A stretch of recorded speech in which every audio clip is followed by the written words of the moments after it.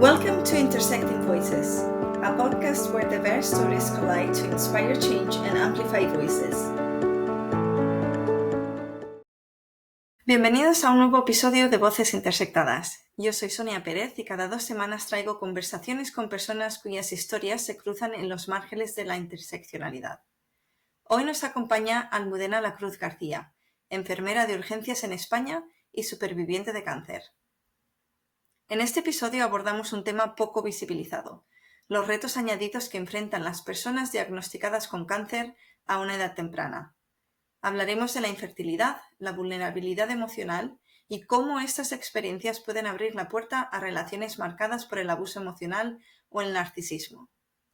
Almudena nos compartirá su historia, cómo tuvo que tomar la decisión entre salvar su vida o preservar la posibilidad de ser madre, cómo logró identificar el carácter narcisista de su entonces pareja y, sobre todo, cómo sobrevivió y se reconstruyó desde la adversidad. Hola, Almudena.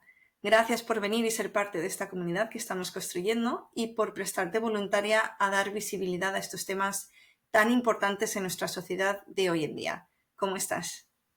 Hola Sonia, muy bien. Muchas gracias a ti por invitarme. Bueno, pues si te parece, vamos a empezar por conocerte un poquito mejor y darle un poco más de contexto a cómo comenzó tu trayecto. Vale.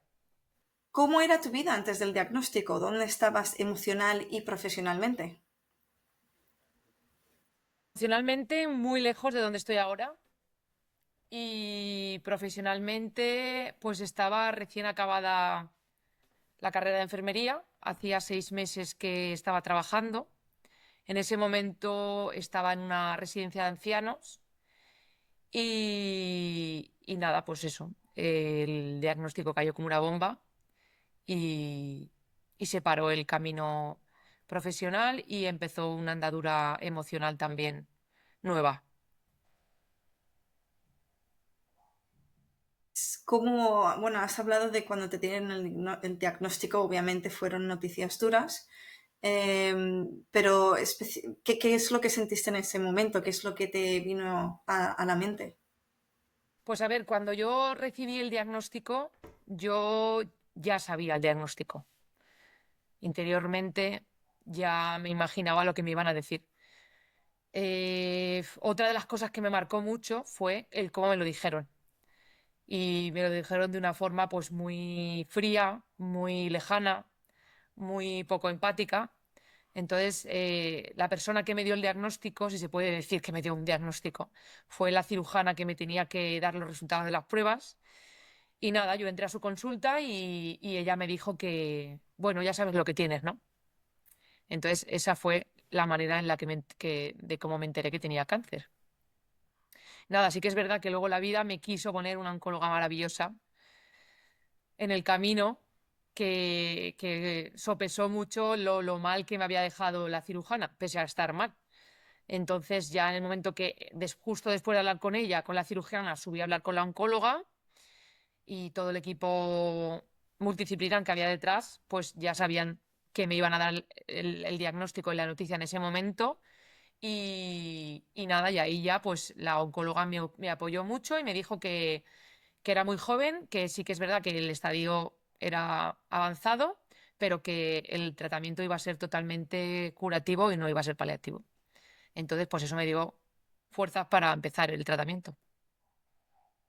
O sea que tú, cuando la cirujana te dijo ya sabes lo que tienes, es que ya lo sospechabas de alguna forma, por eso fuiste, me imagino, a buscar consejo médico. O sea, cuando estaba trabajando en la residencia, llegué un día del trabajo y en la ducha me autoexploré porque yo me autoexploraba las mamas y encontré un bulto. Entonces ya fui a hablar con mi médica de familia y ella pues me metió en el protocolo que hay de cribado, digamos, de cáncer de mama y me derivó a la cirujana famosa que fue la que luego me dio el diagnóstico.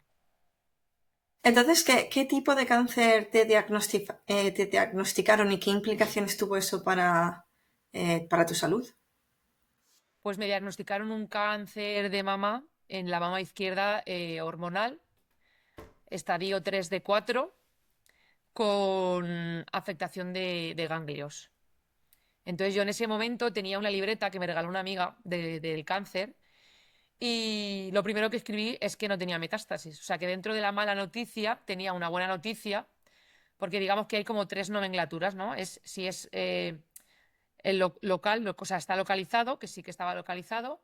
Luego digamos que la segunda nomenclatura es si hay afectación de ganglios o no, que yo sí que tenía. Y la tercera es si hay metástasis o no. Entonces yo no tenía metástasis. Entonces, ¿qué hice? Pues cogerme a la parte positiva y era que no tenía metástasis. ¿Y cómo fue ese tratamiento? ¿Cuál fue tu experiencia? Pues el tratamiento fue un camino muy arduo y muy, muy duro.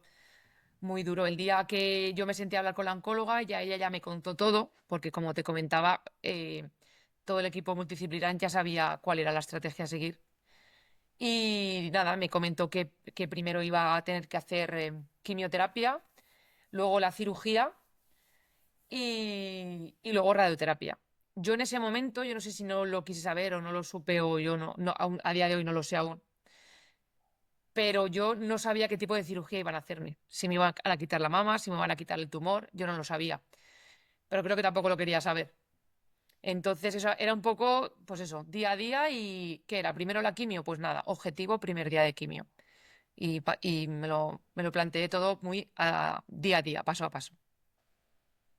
Entonces, al final sí que, bueno, aparte de la quimio, tuviste que pasar por la cirugía que te quitó la mama entera Ujú. y luego te pusieron en tratamiento. No, o sea, lo que hicieron fue, me dieron 12 sesiones de quimio semanal, que yo ahí estaba muy bien, físicamente y emocionalmente estaba muy bien. Y luego o sea, 4 ciclos cada 3 semanas, que ahí fue lo que físicamente me mató, entre comillas, y emocionalmente también, porque ya no me quedaban fuerzas para seguir para todo lo que venía, que eso era el inicio de todo. Entonces me quitan la mama cuando acabo la quimio y me hacen lo que se llama una reconstrucción inmediata. Puede ser inmediata o diferida. Inmediata quiere decir que te quitan la mama y te ponen una prótesis de silicona en el mismo momento, para que tú no pases el duelo de una mastectomía. Pero rechacé la prótesis, entonces tuve que pasar por el duelo de la mastectomía. Y luego, bueno, mencionas que es un cáncer hormonal. ¿Eso qué significa exactamente? Pues que, digamos, su crecimiento está relacionado con receptores hormonales. Entonces, ¿ellos qué hacen? Lo primero que hacen es, en el caso mío, que al ser mujer, pues toda la parte hormonal de mujer, estrógenos, progesterona, estradiol y todas las hormonas relacionadas con el aparato reproductivo femenino, pues digamos que las tienen que apagar para que o sea, digamos que eso es el alimento del tumor, entonces hay como que apagar ese mecanismo para que el tumor no crezca de esas hormonas, que en este caso son las de la mujer. Entonces ahí ya empieza una menopausia química, que se llama, que es pues la no funcionalidad del aparato reproductor para que no eh, pueda crecer más el tumor. O sea, es como que se para, digamos, lo que la alimentación del tumor y se empieza con el tratamiento de quimio. Y esto te pasó a una edad bastante temprana, antes de cumplir los 30, ¿no? Sí, eso me pasó con 29 años y medio.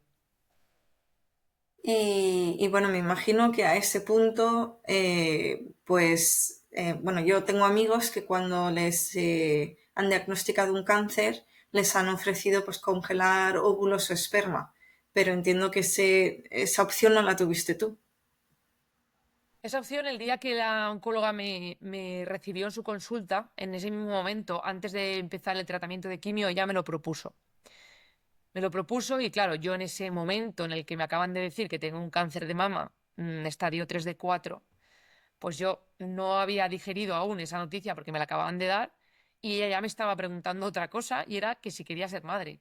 Entonces, en ese momento, aparte de porque no estaba, o sea, no lo tenía pensado, ni estaba preparada, ni era mi primera opción, ni nada antes del diagnóstico, en el momento del diagnóstico, mucho menos. O sea, es como que me estaban hablando en japonés. Yo decía, ¿qué me está diciendo esta señora?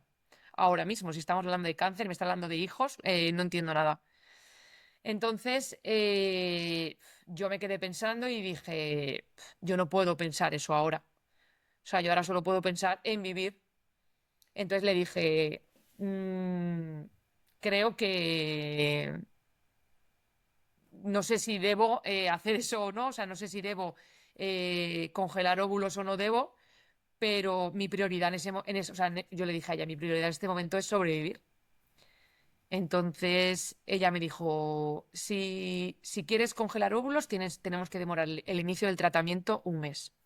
Entonces ella me dijo eso, me dejó a mí contestar y yo le dije que no, que yo con el diagnóstico que acababa de recibir, yo no quería posponer el inicio del tratamiento un mes, con lo que conllevaba una congelación de óvulos, había que pasar por una hiperestimulación a nivel hormonal, que era lo que estaba dándole de comer, hablando coloquialmente, al tumor. Entonces era como todo un batido mental que yo decía, es que esto no lo veo viable ahora mismo, ¿no? O sea, es como que me acaban de decir que tengo un cáncer hormonal, pero esta señora me está diciendo que me tengo que hiperestimular a nivel hormonal para poder congelar óvulos. No lo entiendo. O sea, no lo entiendo, pero solo quiero sobrevivir. Entonces le dije que no, que prefería empezar ya el tratamiento, que no quería. O sea, no le dije que no quería ser madre, le dije que no quería posponer el tratamiento. Tampoco tenía más opciones. Que una cosa llevaba a la otra, evidentemente.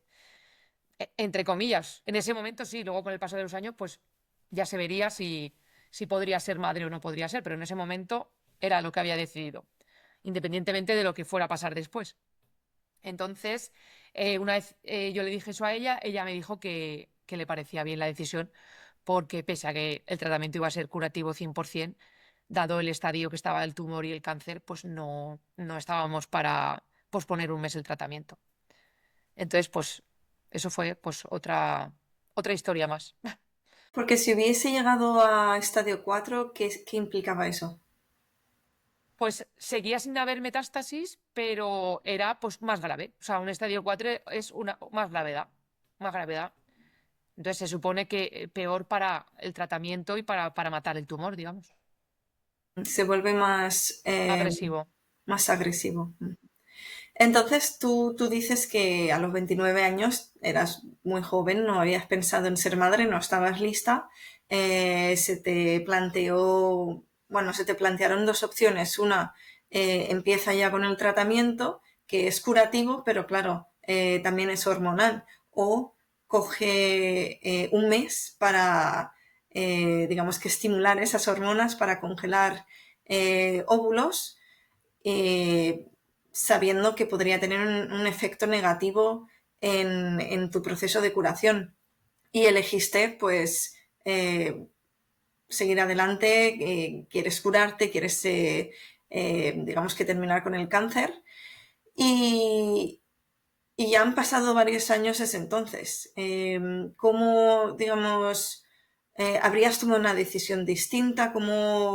O cuál ha sido ese proceso de aceptación de que quizás pues no vayas a ser madre?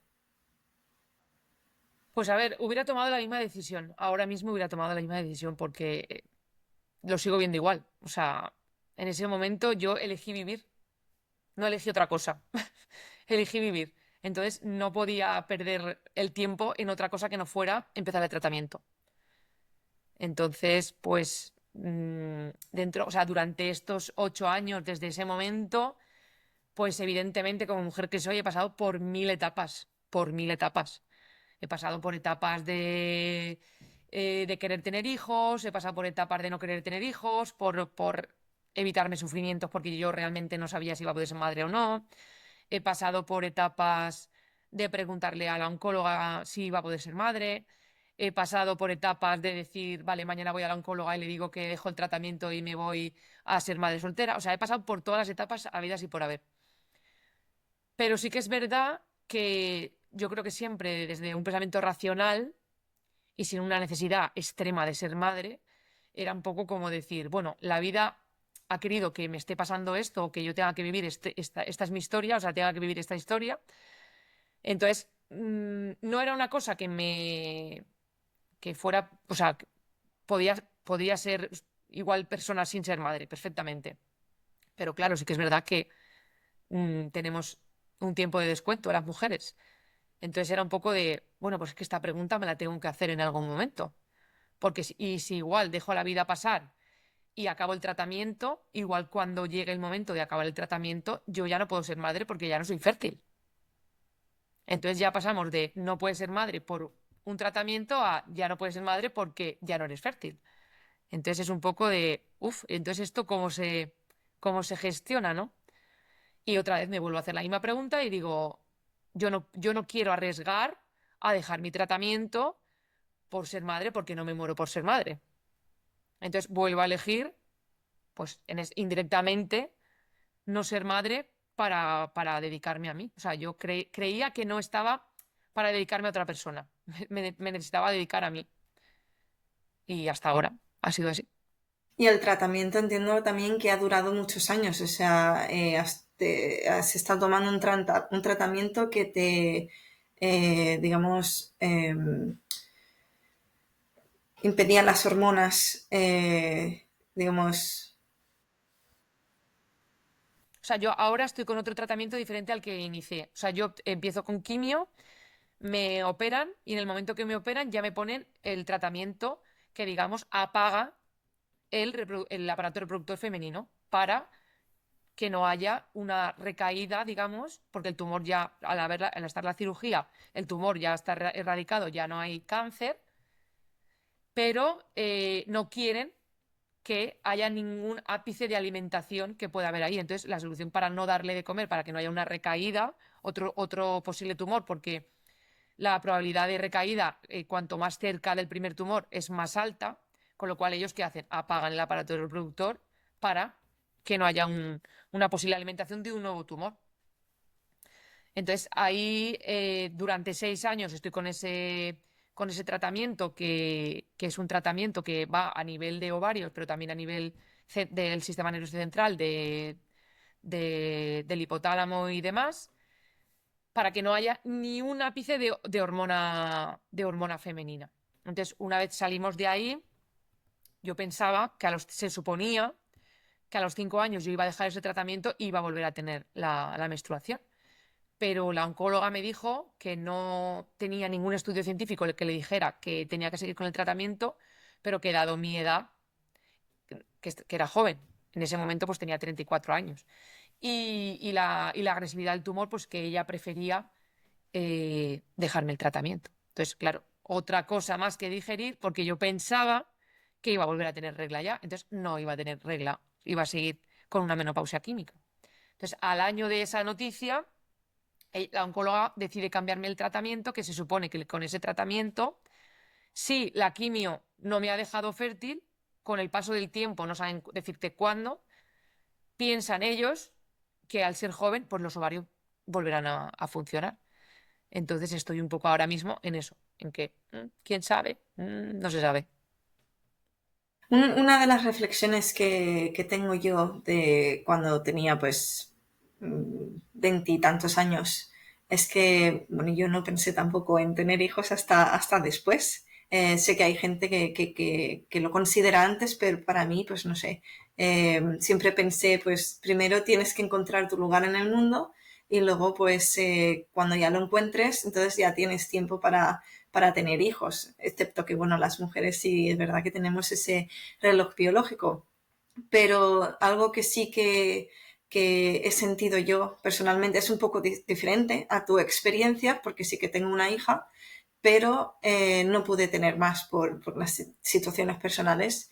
Y bueno, es ese recordatorio continuo de que conforme te vas haciendo mayor, todos tus amigos alrededor tuyo pues empiezan a tener hijos, primero uno, luego dos, hay veces que incluso tres, y te das cuenta de que quedan muy pocas personas alrededor tuyo con las que puedas socializar que no tengan hijos. Que, por ejemplo, yo, aunque tengo una hija, hay veces pues que no está conmigo y en esos espacios de tiempo digo, es que no hay nadie, no queda nadie. Es que yo veo que la sociedad además, digamos que incentiva esa estructura familiar en pues eso, vas a tener una pareja, vas a tener un hijo, luego vas a tener otro y es como un recordatorio de que eres diferente, de qué haces ahora contigo misma. Entonces, ¿cómo llevaste esa situación de repente darte cuenta que a lo mejor alrededor tuyo, pues la gente sí que estaba teniendo hijos, pero tú tenías más tiempo libre? ¿Cómo digamos que te diste prioridad a ti misma? Pues a ver, primero y principal con un terapeuta, con mucho trabajo psicológico y mucha ayuda para, sobre todo, priorizarme y para salir de esa rueda de hámster en la que la sociedad te mete y en el momento que tú no estás dentro, pues ya eres el bicho raro. Eres el bicho raro, eres la solterona, eres la que no tienes pareja, eres la que no vas a tener hijos. Entonces, tú por tu edad estás en un círculo en el que tú no te identificas. Entonces tú tienes que encontrar tu sitio y eso pues requiere mucho trabajo, desde luego, y más de la sociedad como tal y como está montada la sociedad. Entonces, al final cuesta, porque cuesta encontrar gente como tú, al fin y al cabo, pero yo siempre se lo digo a todo el mundo, al sofá de tu casa no va a venir nadie a buscarte. Entonces, pues tú, pues yo tengo la suerte de que tengo un carácter extrovertido, entonces yo me paro a pensar y digo, aquí no va a venir nadie a casa a sacarme del sofá. No estoy en el sofá, desde luego, porque no soy así. Pero, pero entiéndeme, o sea, no lo que tú dices, mis amigas pues tienen sus hijos, hay unas que tienen, otras que no tienen. Luego sí que es verdad que te das cuenta que también las que tienen, pues tienen tiempo de estar contigo, porque, pues eso, o están separadas, o dejan a los niños con su padre, o entonces, al final, cuando pasas ese bache, porque al fin y al cabo es un bache, porque tú ves que todo el mundo está reproduciéndose porque estás en edad reproductiva, pero tú no lo vas a hacer, y en mi caso no es una cosa que yo haya elegido desde una situación normal, digamos, entre comillas, sino que ha sido un poco, no sé si la palabra es impuesta, pero más o menos un poco como diferente a una persona que ha decidido sí o no. Yo ha sido un poco un sí o no regulinchi, ¿no? Y entonces, pues nada, pues con el tiempo vas encontrando tu sitio y vas buscando tus hobbies y vas llenando el tiempo en lo que tú quieres. Y sí que es verdad que a mí los niños no me vuelven loca. Entonces siempre he pensado, "Pf, qué pérdida de mi tiempo, de mi tiempo. Pero luego a la vez sí que quería tener, pero luego a la vez no quería tener. Entonces, nada, con el paso del tiempo al final vas encontrando tu sitio y vas, pues eso, igual que, pues eso, el que tiene hijos lo llena el tiempo con sus hijos y busca huecos para no estar con sus hijos, para mantener su persona, digamos, o el que está separado, pues busca sus huecos cuando está con el padre, pues yo tengo todo el hueco para mí y decido, pues eso, mi tiempo, pues yo tengo más tiempo que el resto de esas gente, de esas personas y he conseguido pues llenarlo y aprender a estar conmigo misma, claro, porque es que eso es un trabajo que no es fácil en la sociedad en la que vivimos. Y una de las cuestiones digamos, que has hecho mención, eh, el que quizás te había sido impuesto, que no tenías hijos, porque, bueno, no, digamos que la decisión se te había quitado de las manos. Y es importante también, digamos que reflexionar en cuando un hombre no tiene hijos, digamos que nadie lo cuestiona, pero cuando una mujer no tiene hijos ya empiezan digamos que a ver, bueno, la gente empieza a preguntarse, bueno, ¿por qué no habrá querido tener hijos? ¿O qué egoísta? ¿O que te va a faltar algo importante, ¿sabes? De ti misma sin hijos.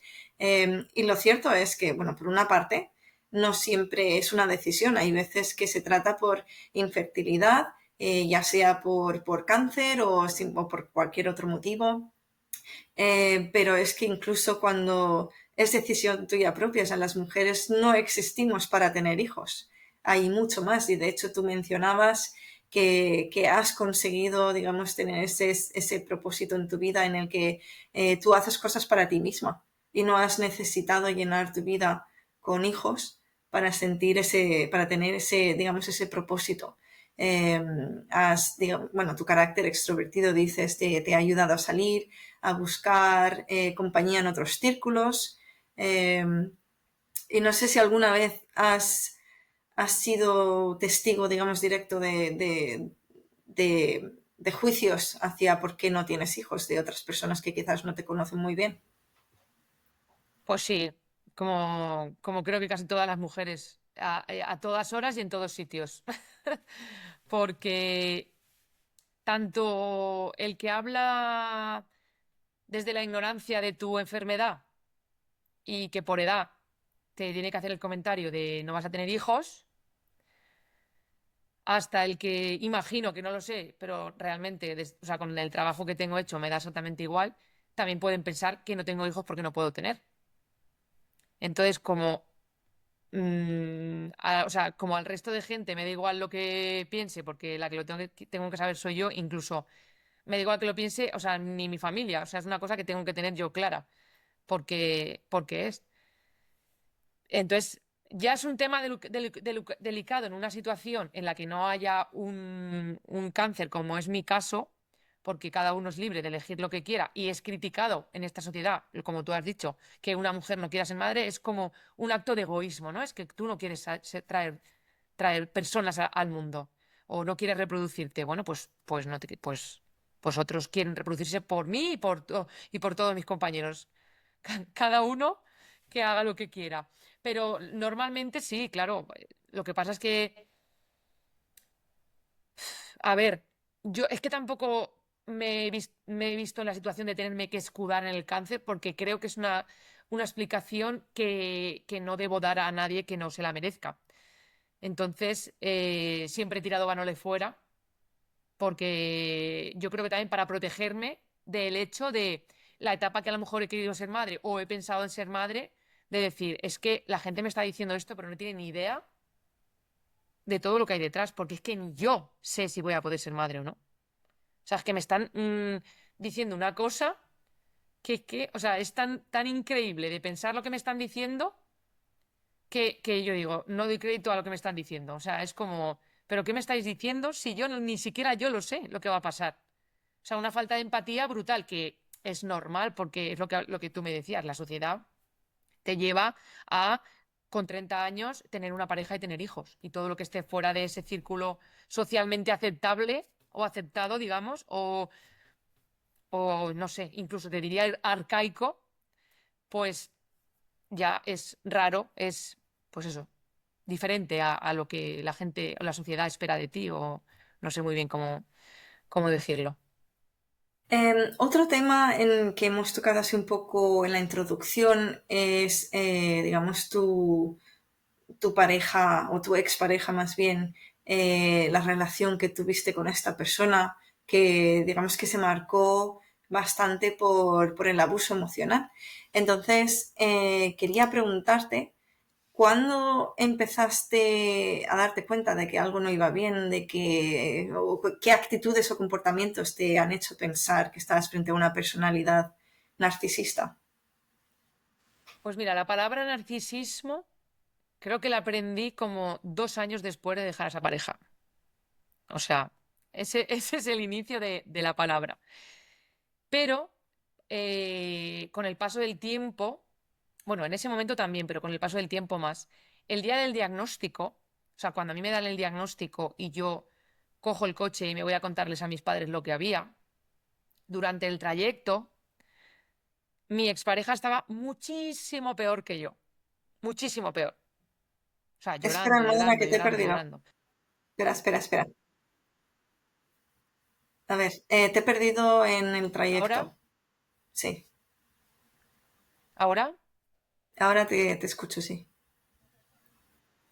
pues eso, que en el trayecto a darle la noticia a mis padres, él estaba muchísimo más afectado que yo. O sea, no paraba de llorar y llorar y llorar y llorar y llorar. Y era yo la que tenía que sacarlo a él del pozo del diagnóstico, en lugar de ser al revés. Con el paso del tiempo, me he dado cuenta que ese día creo que hice un poco el papel de Salvador. Porque él, cuando llegamos al pueblo, me compró una libreta no, me compró una carpeta para que yo guardara todos los papeles del cáncer. Claro, yo desde un punto de vista en el que nunca había recibido nada, que me comprara una libreta o una carpeta, eso era como, ahora, claro, con el paso del tiempo entiendo mucho más las cosas. ¿Que no habías recibido nada de quién? ¿De él en particular o en Claro, general? claro, que yo no estaba acostumbrada a recibir nada de él. Entonces, con un diagnóstico recién llegado y siendo él el afectado más que yo, que era realmente la que estaba teniendo el cáncer, ¿vale? Aún yo me sentía agradecida de que él, en ese momento, me estuviera comprando una carpeta. Es como si él hubiese querido, digamos, que acaparar esa atención, ¿no? No quería que tú la tuvieses. Correcto. Entonces, cuando antes de llegar a mi casa me compra la carpeta y cuando llega a mi casa, eh, si estamos en mi casa 3 horas, pues él está 2 horas y media llorando y yo media, pues eso en ese momento lo veía, pero no sabía lo que... O sea, yo he descubierto el abuso psicopático y psicológico mucho después. O sea, a mí me chirriaban cosas y yo veía cosas, pero claro, no era capaz de identificar realmente lo que había. Sí que o sea, sí que he sufrido mucho durante el cáncer, a mí me ha hecho sufrir mucho, porque él nunca me ha cuidado a mí, sino que se ha cuidado a él y ha hecho ver como que me cuidaba a mí. Pero realmente no estaba haciendo eso, se estaba cuidando él y se estaba poniendo galones, como buen narcisista. Entonces, 3 años antes de dejar la relación, yo ya llevaba 3 años intentando dejar la relación y yo ahí ya vi pinceladas que yo no sabía cómo se llamaba, pero yo veía que habían cosas que no eran normales. Entonces ahí la manipulación pues ya era impresionante porque claro, yo quería salir de ahí, pero él no me dejaba salir de ahí. Entonces pues había chantaje emocional y pues todas las historias que tiene un narcisista. Y ahí hay un par de asuntos que me gustaría explorar un poco más. Por un lado, dices que no descubriste la palabra narcisista o incluso abuso psicopático hasta años después. Y bueno, como tú, hay mucha más gente, incluida yo, que digamos que tenemos esta idea de lo que es, digamos, la violencia doméstica o la violencia machista que está de moda ahora, ¿no? Ujú. Pero digamos que lo que piensas pues, es algo físico, ¿no? Y luego, digamos que esta manipulación emocional es tan difícil de ver. Si no sabes lo que estás buscando, es muy difícil de ver. Y digamos que no viene así de golpe, digamos que te acaparan, como llaman love bombing en inglés, bueno, todo es maravilloso al principio, te tiran tantas cosas buenas que no ves todo lo malo y poquito a poco, digamos que van habiendo ciclos en los que te dan algo bueno para, digamos, tenerte ahí agarrada y luego todo lo demás malo. Y luego un poquito bueno así para que no te vayas dando cuenta. Entonces, así en retrospectiva, ¿qué señales ves tú que indicaban, pues eso, un abuso emocional o narcisismo? Pues la falta de empatía principalmente. Luego, lo que tú has comentado muy bien, que el abuso psicopático es como las máquinas tragaperras. O sea, ellos utilizan un refuerzo positivo intermitente, que es el que hace que te enganches a ellos. ¿Por qué? Porque te dan una buena y 7 malas. Entonces, cuando ellos saben que la octava ya no va a llegar, te dan una buena. Y así, durante 13 años. Durante 13 has dicho. Sí, Y me imagino también, a ver, una de las cosas que hacen que has mencionado es dar una cara distinta al público, porque entonces si los demás dudan de tu versión de los eventos, entonces al final empiezas a dudar tú también. Si los demás tienen esta imagen de, uy, pero si es tan bueno, si es tan, te apoya tanto, es tan empático, es genial. Entonces tú empiezas a dudar de la experiencia que tienes tú a puertas cerradas. O sea que es una arma de manipulación también. Pero desde el abuso emocional, yo entiendo que hay, pues, digamos que eh, los ciclos intermitentes de los que has hablado tú, bueno, de los que hemos hablado, pero bueno, luego también están las amenazas, las bromas encubiertas para hacerte sentir mal contigo misma, a lo mejor puedes romper cosas como si fuese una amenaza de lo que te podrían hacer a ti y esas cosas. No sé si hay algo así que tú has experimentado en esa relación que ahora ves como, bueno, eso era una buena bandera roja, pero obviamente no sabía lo que estaba buscando antes?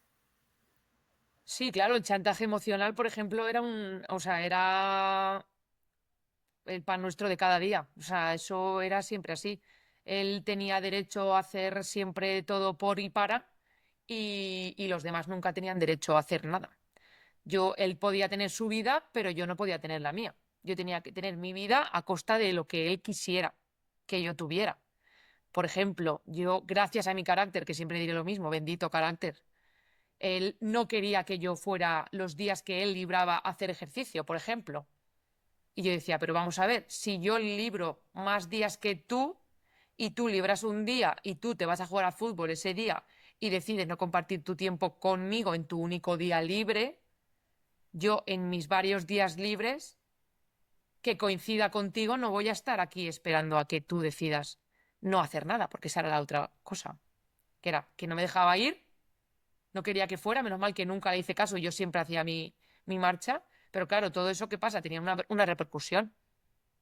Y era pues eso, pues el abuso, las malas palabras, el que eres muy mala persona, es que eres muy egoísta, es que solo miras por ti, es que no miras nada por la pareja, es que tú nunca puedes dar tu brazo a torcer, es que tú siempre tienes que tener la razón, es que vas a tu marcha, es que no quieres estar conmigo. Esa Entonces, es la luz de gas también, ¿no? Que te claro, hacen claro, pensar que eres tú el problema. sí, Las características que les definen como narcisistas te las están pasando a ti. Y bueno, no sé tú, pero yo desde luego me lo creí. En claro, el por momento en supuesto. que te lo crees. Claro que te lo crees, si no conoces otra cosa. Si al final tanto te dicen una cosa que tú ya, o sea, ya lo que tú comentabas antes, te crea una confusión, porque realmente tú ya dices, ostras, o sea, la gente está viendo una cosa fuera, pero es que dentro yo estoy viendo otra. Y la moto, entre comillas, que está vendiéndole a la gente de fuera no es la moto que me está vendiendo a mí dentro. Y bueno, has dicho también, es que esto igual la gente no lo sabe mucho, pero es muy común que cuesta mucho tiempo dejar una relación de abuso emocional, cuesta muchísimo tiempo porque digamos que te arrancan toda la confianza en ti misma, te rompen desde dentro, empiezas a dudar de ti misma y estableces ese vínculo, digamos, emocional con tu captor, si lo decimos Sí.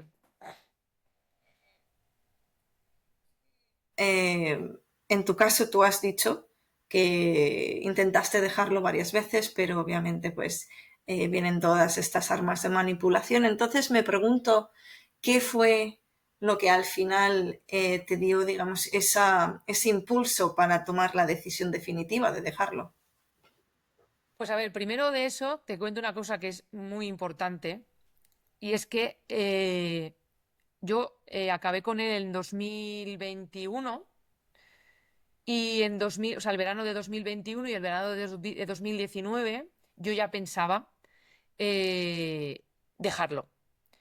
Pero, ¿qué pasó? Que en ese momento él recibió un diagnóstico de esclerosis múltiple.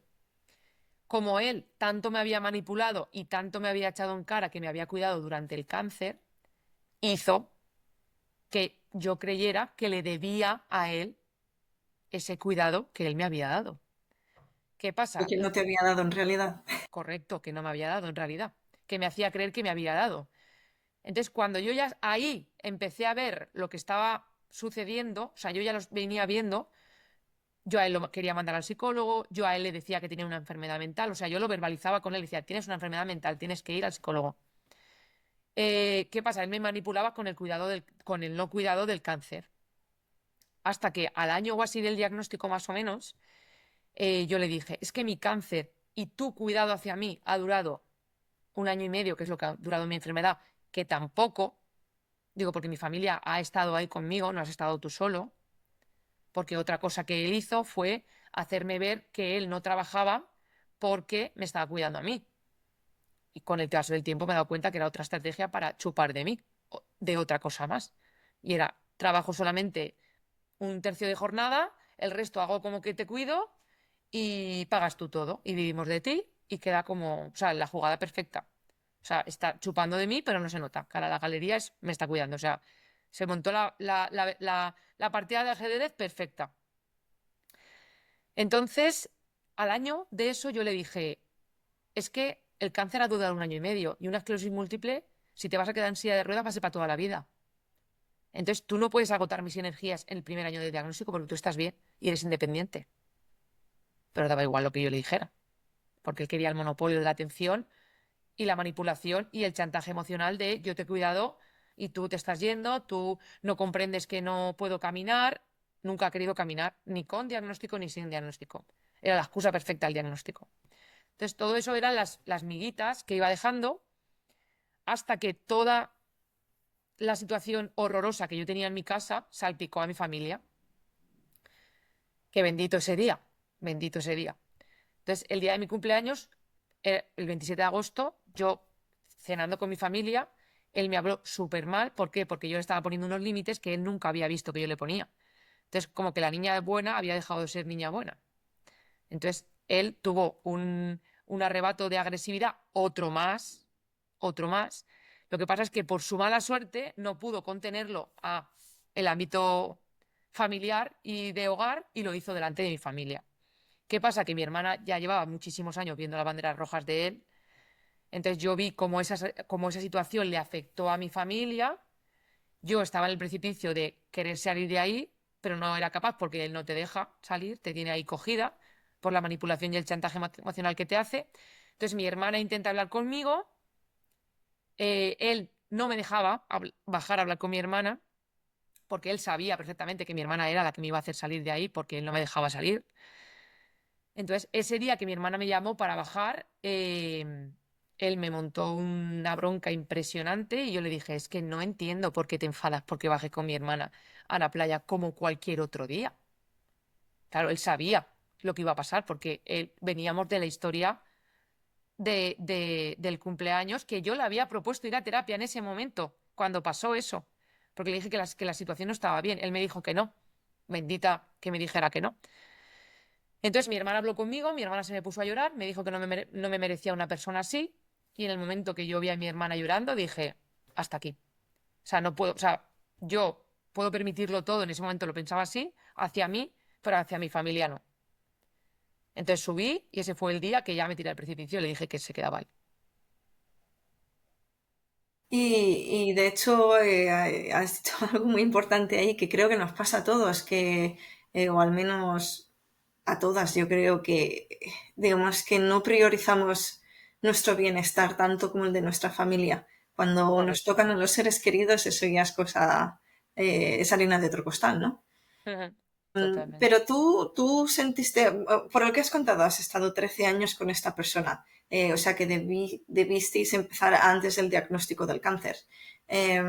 ¿Tú notaste que empezó a tratarte diferente o que el abuso cambió a raíz de ese diagnóstico de cáncer?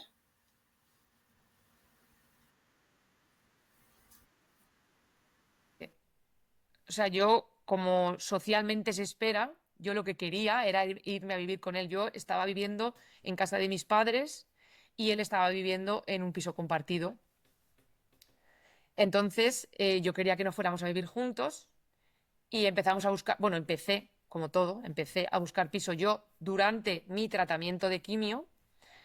Entonces, cuando ya encontramos el piso y todo y nos íbamos a ir a vivir juntos, eh, él tuvo que irse al piso una semana eh, solo porque yo estaba recién operada, entonces yo estaba en casa de mis padres. Entonces, durante mi posoperatorio, él me estaba echando en cara que un proyecto que era de los dos había empezado estando él solo, en lugar de ponerse en mi lugar, ayudarme y decir, como estamos al principio de mes, yo me voy al piso y cuando tú puedas venir, ya vendrás. Pues no. Era Falta todo, de empatía. claro, era todos los días recordándome que yo había sido la que me quería ir a vivir con él y encima no me estaba yendo a vivir con él. Y O es sea, como yo una tenía, forma de aislarte, ¿no? También de tus seres claro, queridos. claro, totalmente, totalmente. O sea, yo el día que yo me fui a dormir allí con él, yo me pasé la noche llorando porque yo no estaba. para dejar a mis padres y irme con él. Por la situación emocional y por la situación de cáncer. O sea, vulnerabilidad elevada al cuadrado. Entonces, ni con el cáncer tuvo él la empatía. O sea, se juntan las dos vulnerabilidades, la emocional del abuso y la del cáncer.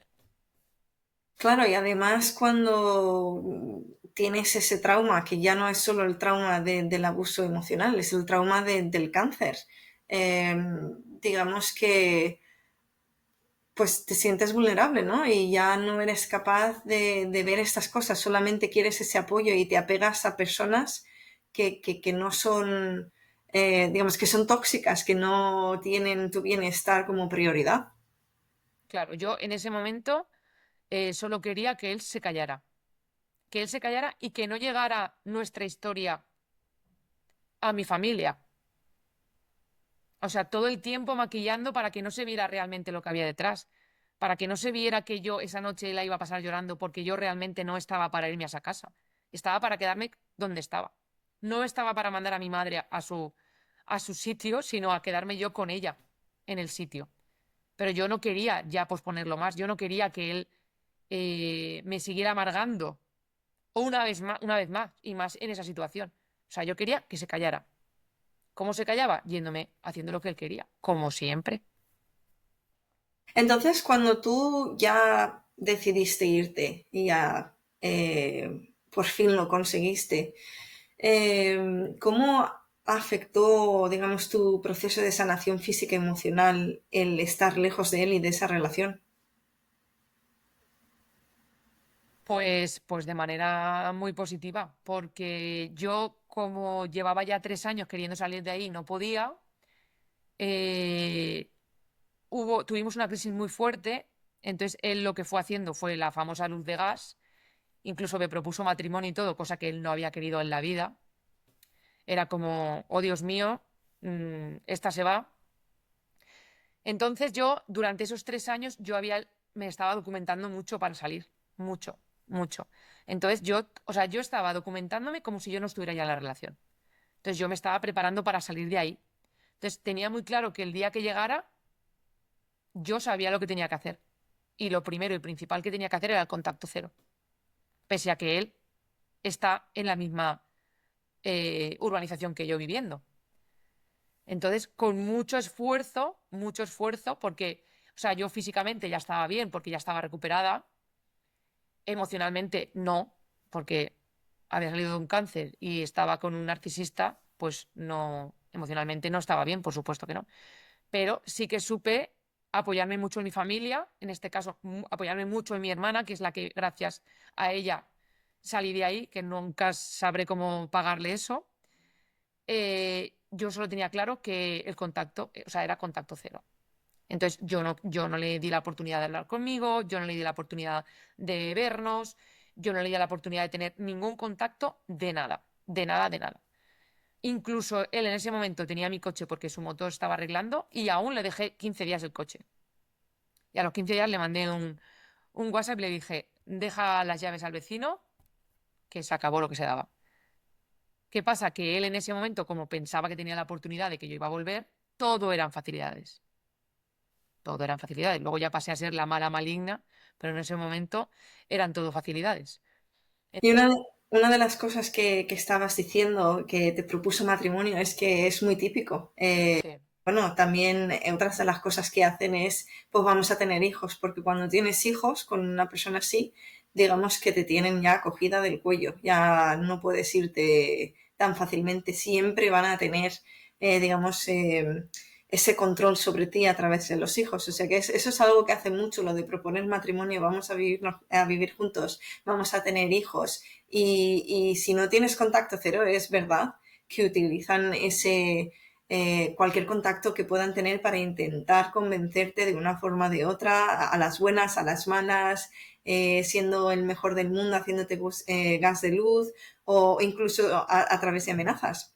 mm, Entonces, eh, otra pregunta que te quería hacer era, pues, ¿qué papel jugó tu trabajo como enfermera en tu proceso de sanación y empoderamiento? Porque sé también bueno, que te gusta mucho eso de ser enfermera, te encanta tu trabajo. Pues a raíz de ser enfermera y de que me encante mi trabajo, me encanta mucho el tema de la salud mental. Entonces, creo que por ese camino y gracias a ese hilo de mi profesión y de la salud mental, el autoconocimiento y tal, eso fue lo que me hizo empezar a leer y a coger herramientas, pese a no saber lo que me estaba pasando, porque yo no lo sabía lo que me estaba pasando. Sabía lo que me estaba pasando, pero no sabía cómo se llamaba.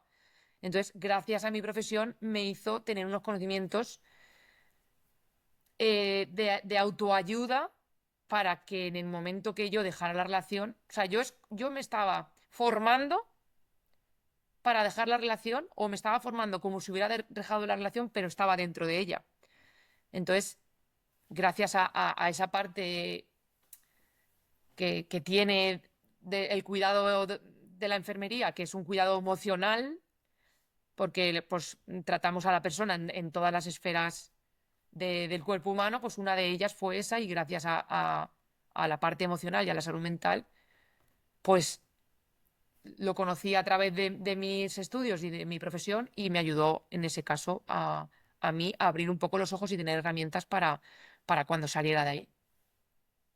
Pues es una historia realmente fascinante porque es muy relatable a todo, a muchas personas, las experiencias que tenemos en nuestras vidas. Entonces, vamos a entrar en las reflexiones finales. ¿Qué es lo que has aprendido de ti misma a través de todo este proceso? Pues mira, de las primeras, o sea, yo empecé con la psicóloga especialista en abuso psicológico y trauma y narcisismo un año después de, de dejarlo a él. Y en la primera sesión hablamos todo de él y ella ya como buena profesional ya sabía ah, lo que era él. Entonces, ella me hizo una pregunta que en ese momento me cayó muy mal y me dijo que si yo me había preguntado por qué yo había caído en las garras de una persona como él. Y yo dije, pero vamos a ver, si aquí el malo es él, ¿por qué me tengo que estar preguntando yo esto? Y entonces ella me dijo, ya, yo ya sé que él es el malo, pero tú, ¿por qué has llegado a ser víctima de él? Entonces, de ese día a hoy, que han pasado 2 años y medio, yo me he dado cuenta de que todas mis vulnerabilidades fueron las que me llevaron a ser víctima de él.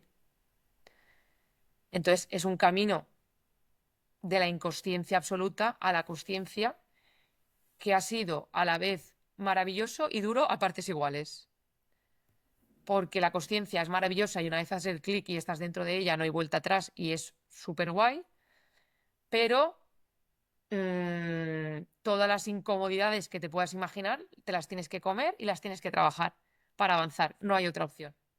Entonces yo venía de un mundo de responsabilidad, sumisión, niña buena, todo por y para por los demás, yo siempre la última, a caer en la garra de esta persona. Entonces yo dije, ostras, pues igual me tengo que trabajar un poco yo para que esto no me vuelva a pasar. Por un lado, primero trabajarme yo y luego trabajándome yo seguramente no entre en las redes de esta persona, de la manera en la que he entrado. Entonces, al principio fue pues muy malo de aceptar eso, porque era como, no, si encima tendré yo la culpa. Pues en parte sí. En parte sí no tienes la culpa porque estabas en la inconsciencia y no eras consciente de dónde venías, pero, pero en tu mano está no volver a caer. Y Es un eso, pues, proceso de aprendizaje, ¿verdad? De aprender correcto, a conocerte a ti correcto. mismo y de aceptarte también, de Sí, priorizarte, pero claro, es verdad que estos, eh, cuando caes en las garras de una persona narcisista o sociópata, eh, pues si no entiendes por qué has caído, puedes volver a caer otra vez. claro. ¿Y tú qué le dirías a alguien que nos está escuchando, a alguien joven que hoy recibe un diagnóstico similar de cáncer? Pues a ver, yo lo primero que le diría es que tuviera mucho apoyo familiar, siempre y cuando se pueda. O sea, el que dice familiar dice de amistad, dice de lo que sea, de gente, socialmente hablando. No tiene por qué ser familiar. Eso por un lado. Luego, evidentemente, la psicoterapia. Yo en ese momento, en el momento del diagnóstico, me mandaron a la psicooncóloga y para mí fue mi salvación. No tuve ninguna afinidad con esa señora, pero me dio los tips que yo en ese momento necesitaba. Y luego otra cosa muy importante para la gente que está, o sea, primero para ti es la actitud con la que tú te enfrentas a eso, ¿vale?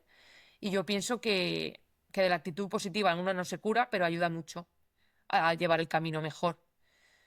Eso por un lado. Y luego, por otro lado, a pedir las cosas. Porque viniendo de una persona como yo, en la que siempre he priorizado a todo el mundo y yo siempre he sido la última, no estás acostumbrada a pedir ni a verbalizar tus emociones, con lo cual tú, si ya de normal te crea incomodidad que tengas frío y no sepas pedirle la manta al de al lado porque te sabe mal, pues imagínate cuando estás cogida a la taza del váter vomitando y has quedado con una amiga y tú dices, no, es que yo no la puedo dejar tirada porque es que yo he quedado con mi amiga.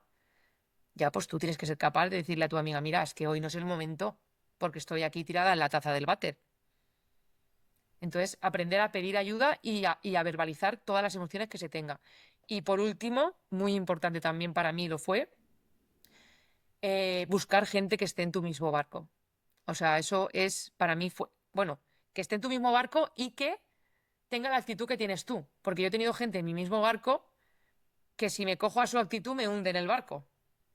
Entonces, es gente con la que puedas hablar de tu situación, pero que además tenga una buena actitud en la que a ti te ayude, no sea peor, o sea, sino que que os aportéis mutuamente. Porque yo de ahí saqué una amistad maravillosa de una amiga que ella siempre me decía, ella ya ha fallecido porque hizo una recaída, hizo una metástasis y falleció, pero ella siempre me decía que ella llevaba pañuelo gracias a mí, porque ella me veía en la sala de espera con el pañuelo y decía, mira qué guapa está, si ella puede ir sin peluca, yo también. Entonces esa piña de comunidad de estar en el mismo barco, pues es súper aconsejable. Pues de la adversidad se aprende muchísimo. Y bueno, tú has dicho antes que, bueno, igual de una actitud positiva no te curas, pero cuando tienes una actitud negativa y digamos que el miedo y la ansiedad empiezan a paralizarte, eso quita muchísimas energías a un proceso de recuperación que ya de por sí requiere mucho de ti. Entonces, definitivamente ayuda. Bueno, y para cerrar, querría preguntarte qué es lo que sueñas o visualizas tú ahora para tu futuro. Tener salud. Visto lo visto, tener salud. Tener salud y si no tengo que tener salud, pues tener fuerzas para no tener salud. Y poco más, pero sobre todo, tener salud. Pero no quiere decir que me vuelva a poder pasar eso o cualquier otra enfermedad. No estoy exenta de ello, entonces, pues un poco andando y viendo, pero sí, por pedir, salud. Y aprovechar cada día al máximo, ¿no? Hacer todo lo que puedas en el momento que puedas. El aquí y ahora, una cosa que me ha enseñado el cáncer es a no posponer las cosas. Todo lo que venga, hacerlo conforme el corazón te diga. O sea, escuchar mucho el corazón y si el corazón te dice que tienes que hacerlo ya, no decir ya lo haré porque no sabemos si lo vamos a poder hacer o no. Bueno, pues muchas gracias por acompañarnos, Almudena, en este episodio de Voces Intersectadas. Tu historia nos recuerda que sobrevivir no es solo seguir con vida, sino también encontrar el valor de reconstruirnos desde las ruinas. Y para los que nos están escuchando, si te ha resonado lo que has escuchado hoy, pues te invitamos a compartir este episodio con alguien que lo necesite, dejar una valoración en tu plataforma favorita y seguirnos para que más voces que merecen ser escuchadas puedan tener ese espacio. Muchas gracias por invitarme y por visualizar todos estos temas. Gracias a ti. Thank you for tuning into the Intersecting Voices podcast. If you enjoyed today's episode, please take a moment to leave us a review on Spotify or YouTube. Your feedback helps us grow and bring you even better content. Don't forget to hit the subscribe button so you never miss an episode. See you next time.